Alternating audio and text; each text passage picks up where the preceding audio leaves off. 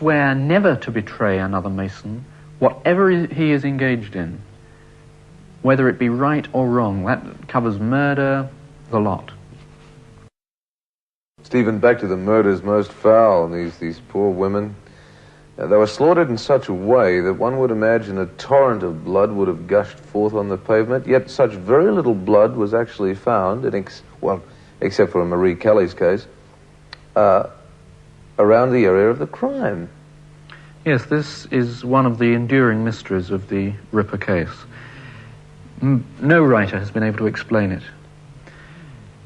There was so little blood found at one of the murders, for instance, Annie Chapman's, that the doctor who attended suggested it would have filled 1 or 2 wine glasses at most. And yet she had had her head severed from her body almost.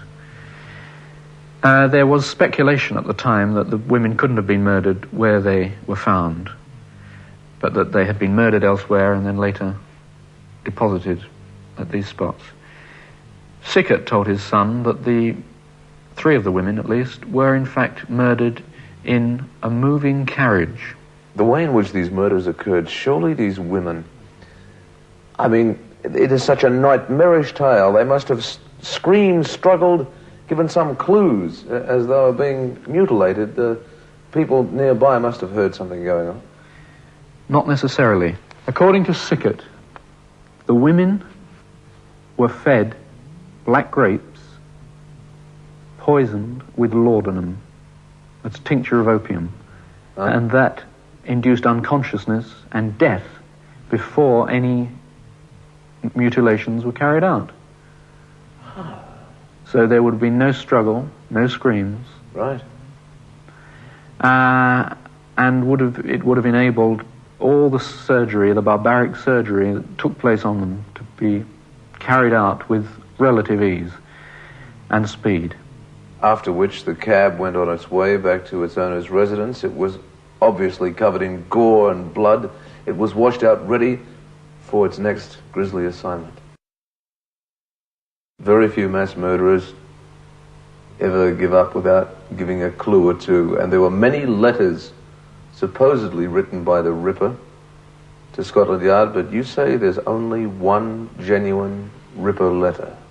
Yes, I do. There are hundreds of letters purportedly sent by the Ripper still in the Scotland Yard file. And I've seen them and I've read them all. And many books base their cases on any selection of these letters which the writer chooses to make, any selection which fits his case. One book in particular is based entirely on these letters. And to believe that these letters are all genuine would be to believe that the Ripper spent all his time writing and that he had a vast knowledge of languages and went to places as far away as Barcelona and Venezuela to post his mad messages. It's all ludicrous. They were from hoaxes, all the letters but one. And that letter came accompanied by half a human kidney.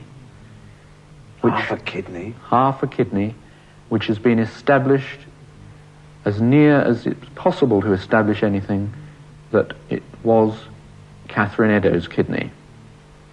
The letter and the kidney were sent to Mr. George Lusk. He was chairman of the Whitechapel Vigilance Committee, set up to patrol the streets at night to protect citizens. I'll read you the letter. From hell. Mr. Lusk, Sir, I send you half the kidney I took from one woman, preserved it for you. T'other piece I fried and ate. It was very nice. I may send you the bloody knife that took it out if you only wait a while longer. Signed, Catch me when you can, Mr. Lusk.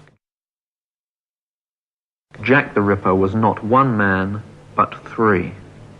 Are we looking at 3 actual Rippers, 3 people who had knives and scalpels in their hands and did the cutting, or are we talking about one specialist and 2 accomplices?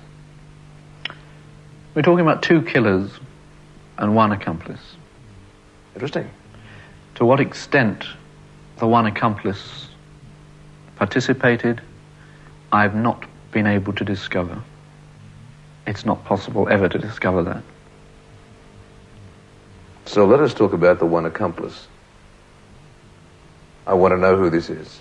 I want to know about this man. Well, there were 3 men. There were no women involved in this. Oh, no, there were 3 men. Before I name any names, why don't I take you to where the chief ripper is today?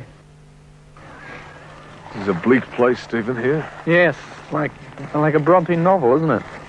Oh, my word. Cold enough. Well, this is the graveyard of Thorpless Soken in Essex. And here lies Jack the Ripper. This grave? That's it. William Whiffy Gull. That's him. The man in charge of the Ripper operation. And the man who committed 4 of the 5 murders. So the man out of everyone's bad dreams, the one you imagine had the cloak, the guy who held the scalpels and did all the frenzied cutting, this is the man. That's it. Yes. He was put in charge of it by Lord Salisbury. He'd already committed Annie Elizabeth Crook to an asylum. So he was, as I say, he was already involved, and they wanted somebody to silence the other women who successfully. He was a high-ranking Freemason, and then something strange happened. He was an incredibly bizarre man. He was of a very strange turn of mind. He decided that it would be just so dangerous to commit the other women that they had to be killed. And so that's how he went about it. He had them hunted down by his 2 accomplices, his 2 helpers, and he killed them in a Masonic way. So a man of supremely high medical standing, the man who did the cutting, the Chief Ripper, lies there. Yes. Physician in ordinary to Queen Victoria. Jack the Ripper. Sickert said that the man who drove the hansom cab was John Netley. He was the man who had previously ferried Prince Eddie to and from between Sickert's studio and the palace. So he was already involved. Yes. Whether or not he was a Mason is in doubt. Sickert didn't know. But he certainly wanted to get in with powerful people and would do anything to be able to, give himself a step up on the ladder. Right. So he was recruited to drive the death carriage of William Gull, and he also laid the bodies out in the Masonic way. He also helped track down the women. He tracked down Mary Kelly, said Sickert, with the aid of a painting of her. And the 3rd man, according to Sickert, was none other than Sir Robert Anderson, who was the Deputy Commissioner of the Metropolitan Police. But that turned into something different when I started investigating it. That was a very weird...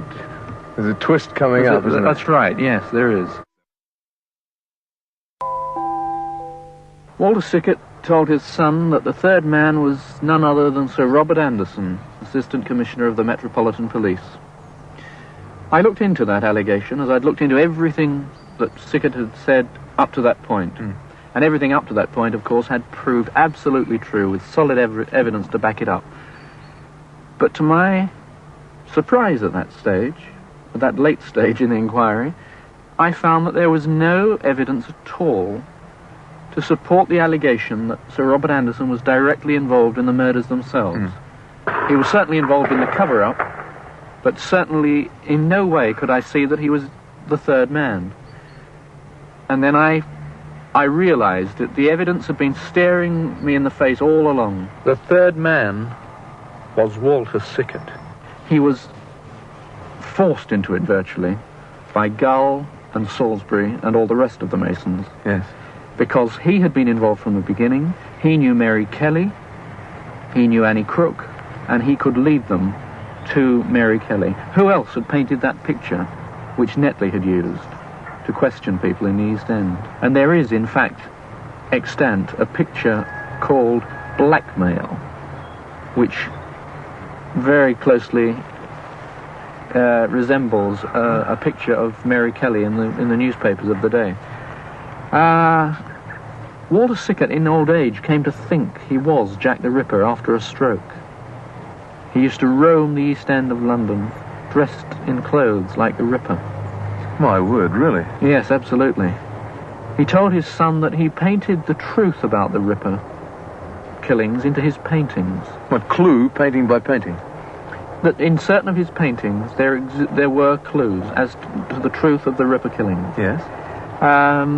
He painted, for instance, a series of murders called a series of pictures called the Camden Town Murders, which he said were based on the Mary Kelly murder. There is a picture of himself, the artist, in his studio, and in front of him in that picture is this bust.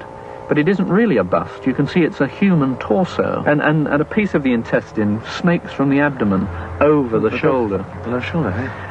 One of the pictures, La Hollandaise, it's a woman on a bed, and it very closely resembles the picture of Mary Kelly after she'd been mutilated. The face looks like an animal's face. The man who did the cutting, the Chief Ripper, lies there. Yes. Physician in ordinary to Queen Victoria. Jack the Ripper. Mr. Lusk, sir, I send you half the kidney I took from one woman, preserved it for you. T'other piece I fried and ate. It was very nice. I may send you the bloody knife that took it out if you only wait a while longer.